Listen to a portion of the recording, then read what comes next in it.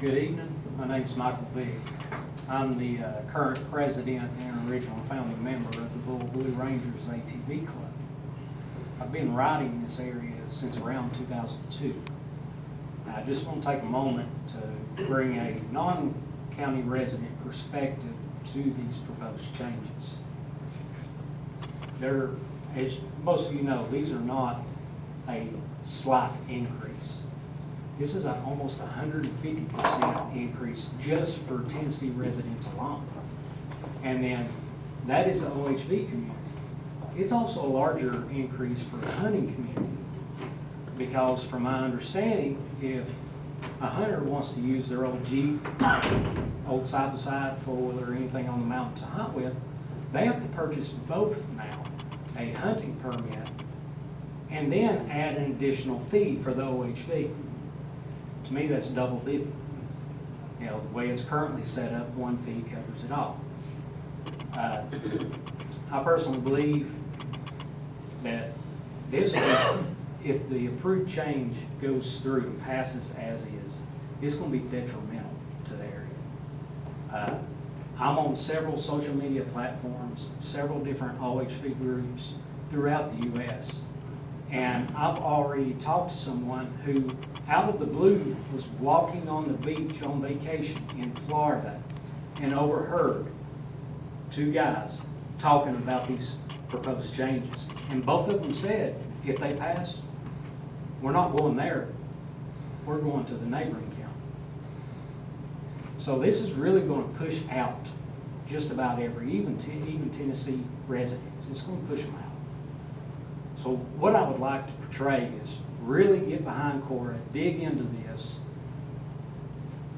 help stand behind what they are proposing. We understand a fee increase is imminent. It's going to happen, but not to the level that they are proposing. You know, what Cora is proposing is much more moderate, especially us knowing that now there will be an OHV only permit where all of those funds will be directed to the OHV program. I began riding before this OHV program was put into effect. And once they did, we spoke with, Rusty come and spoke with our club and told us the whole ins and outs of how the OHV. My name's Rusty too. Okay. Rusty Dunn, which is the OHV manager. And at the time, it was told to us that this was supposed to be a pilot program for additional programs across the state, which unfortunately never happened.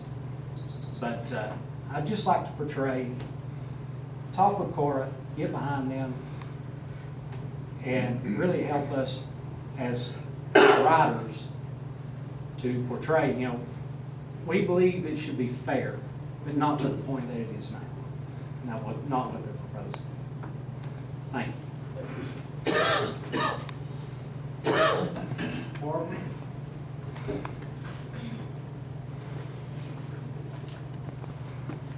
Well, I'm here about the same thing.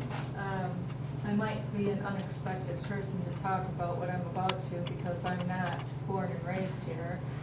I'm one of the Yankees that came down, and all of my neighbors accepted me into the area like I was their family. And a lot of them can't get to these meetings. They're on a tight budget. I mean, Tyler knows a lot of them. And out in that area, you know, they've been through generations of issues out there with losing coal and having to drive out of state for jobs and keeping their families in the area because they love the area, because their ancestors are born in these mountains in cemeteries that they can't get to unless they're on an ATV. Some of them, you know, are visiting relatives on ATV in these trails. I know we need the money. I know we need to support the resorts and all that kind of thing. But I am trying to see if Tyler and the rest of you all will stand behind the residents that were born and raised here. I know there should be a state fee, an in-state resident fee, and an out-of-state fee.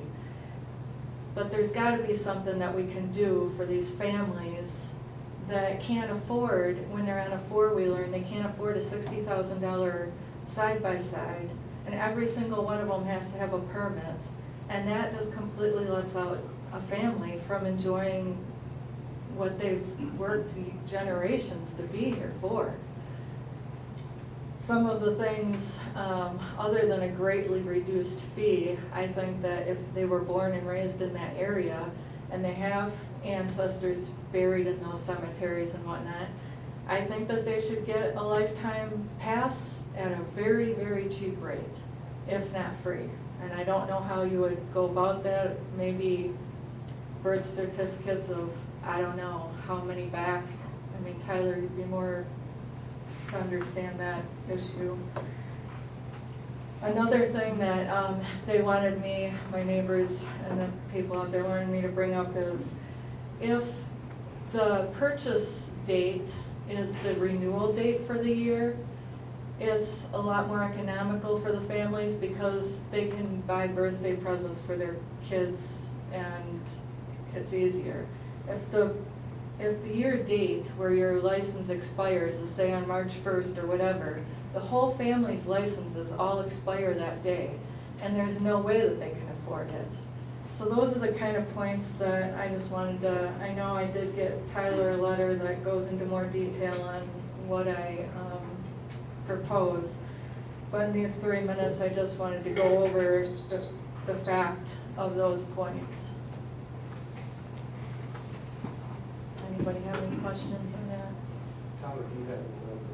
I don't have it with me, it's on my desk. I'll Can check. you get copies made, give out to each commissioner? I can. Yeah, Okay. I can do it. and my number is on there too. I have a lot of interaction with my neighbors and everybody out in that area on the, what would you say, the Habersham side of Stinking Creek? Yeah. Thank you. Thanks. Sheila? I don't know if I can do this in 3 minutes. Talk fast. I brought handouts for you, just, that's what I'm going to cover. Thank you. And thank you for giving us the opportunity to bring Wait till this. I get the hand, that way you can Okay. run out of here. All right.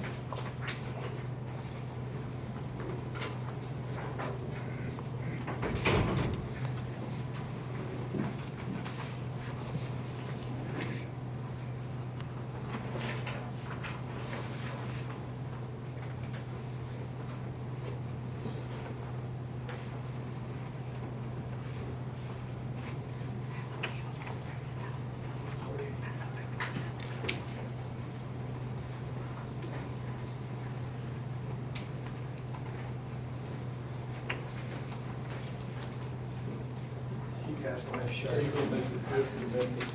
Yes, sir. What day is that on? Huh? What day is that? The 5th and 6th, I think. Yeah. Took them a while to come up with a date.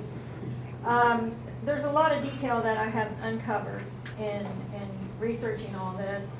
And Rusty knows that we, as stakeholders, got a seat at the table with TWRA.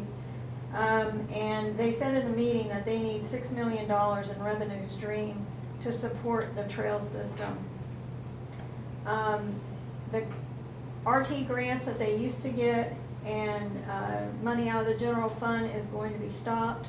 So they now have to be self-sustainable. And they estimate that they need $6 million to do that. We know for a fact that over the past years, they've operated on a budget of about 1.5, but they say because they're facing issues with TDEC and stream crossings and so forth, that they need this extra money. They done a study with UT that was supposed to give them numbers of how many visitors and so forth came to our area. I don't personally think that it's viable because a lot of the avid riders did not stop to take the survey. You know, they travel in groups of 20 bikes at a time. So they might get one or two that would stop and answer the survey, but the rest of them just went around and kept riding because that's what they were there to do. So they can't quantify how many actual people come to the WMA, and they also can't quantify exactly how much money that they're currently taking in. Because we were told to sell the hunt and fish combo permits. And there was a reason for that we weren't aware of. But the reason was that they got federal money for those hunt and fish combo permits. We just did what we were told. We sold the hunt and fish. But that all ended up going into the general fund and disappearing. It never came back to the trail system. So 20 years ago, there is a Tennessee code that set forth that any OHV permits that were sold, that money was to come back to the WMA and sustain the trail maintenance. That has never been done. That has never been done. We have asked, and I know Cora is coming out with a letter tomorrow, but we've asked for midstream pricing, which would put the resident annual at $100 and not $200, and the non-resident annual at $250 and not $500. And in talking to people, talking to my customers, they're okay with $250. So $250 is the sweet spot. If we can keep it at $250, we will not lose customers. The dailies and what they've proposed, we have no problem with. I've also found out that in talking to our governor and several senators and anybody that would give me a listening ear, that TWRA is a quasi-agency. They're not responsible to anybody but the TFWC. And those 13 commissioners will make that decision on the 5th and 6th as to whether or not they destroy our mountain tourism. It's as simple as that. There's also another Tennessee code that says that TWRA cannot set fees above the consumer price index, which, since they haven't had a price increase in 10 years, it's currently at 31.6%, I believe. The proposed increases for the annual permits are at 53% for the resident and 285% for the non-resident annual. So it's well above the 31% that they're allowed. And the way that they're getting away with this is that if it's classed as a new fee, it is not responsible for the CPI. It can be set at whatever they say. Oh, there's my bill. Go ahead, finish, please. It can be set at whatever they need if it's a new fee. But they are not new fees. These fees have existed. I went back on my own personal history of where I have bought permits over the past years. These high-impact, non-resident fees were in existence. I've got it on my permit history. They conveniently took it off of the new online ordering system for permits. The only permit that you will find there that's a high-impact fee is the local resident. All the rest of them disappeared. But why was that? Why did they disappear? I mean, it's political mumbo jumbo. Seems like they have simple things to answer. That it was strategic. And so, yeah, that's the two things that I mean, if you put the CPI on the high impact permits that we had in the past, we're right in line with what Cora is asking for. Right smack dab on line, and you'll see that on page 2. But Cora's also going to ask for a 7-day permit and also a juvenile allowance. And we are under the opinion that juveniles should ride for free because that's our future. That's who's going to help sustain our WMA. So that's my 2 bits. Thank you. Can I say something else? Go ahead. The governor does appoint a number of those members to the commission. He does. And I had to sit down with him though. He said he has no control over them. to appoint. to a point. But we discussed that in that last meeting that we had, that we was invited to. And they told us it kind of overwhelmed me. You know, last year, the commission had actually went to the board meeting in Gatlinburg and spoke with them. And they was actually wanting to do it per ride. And they come back and changed it to vehicle, which was great, but when they come out with the numbers, it really surprised me. And then the only thought I had is you're gonna run yourself out of business, you know, for people coming in. And what did they tell us? They said, well, shut down trails if we can't get it in. Exactly. Well, I mean, over the years, I've rode pretty much all of my life, over 40 years. Right now, you can't even get to my basement for off-road vehicles. But it's going to overwhelm everything, and it's going to mix, and once people leave, they usually don't come back. It's called demand destruction. And when people quit deer hunting, and I'm not, whether it hurts your feelings or not, I'm a deer hunter, I'm a turkey hunter. But I am what I am, but it's going to run those people off. But the deer hunters don't bring in the revenue that the ATVs do. They don't, but they're still local That's people. that 45% hunt. of my business. You know, and My to me, restaurant. I represent, these commissioners represent this county and the citizens of this county. But we also have an obligation to keep our revenue streams coming in. And that's one of our obligations. So that's why the commission has spoke highly of trying to do something like this. But, you know, as residents, you know, once they quit deer hunting, they won't go to Ohio, they're going to deer hunt. Because I spoke at that. I can take my money and spend it in Ohio deer hunting, you know, and probably do a whole lot better. But I think they're going to run themselves out of business. And I'm not being blunt, but I think they're at a point, and I know that their funding stream is dried up because the state has changed the laws.